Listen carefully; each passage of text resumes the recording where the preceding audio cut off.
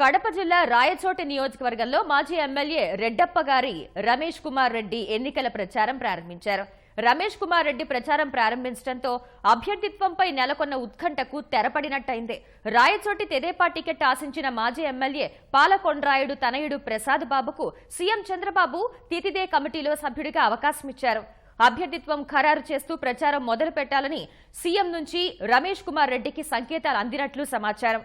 ఇవాళ ఉదయమే రమేష్ కుమార్ రెడ్డి సొంతూరు లక్కిరెడ్డిపల్లిలోని గంగమ్మ ఆలయంలో ప్రత్యేక పూజలు నిర్వహించారు. అనంతరం బండ్లపెంట దర్గా, రాయచోటిలోని శ్రీ భద్రకాళి సమేత వీరభద్రస్వామి ఆలయంలో పూజలు చేశారు. వేద పండితుల నుంచి ఆశీర్వచనాలు తీసుకుని చినమండెం మండలం కాలిబండ గ్రామంలో ఎన్నికల ప్రచారం మొదలుపెట్టారు.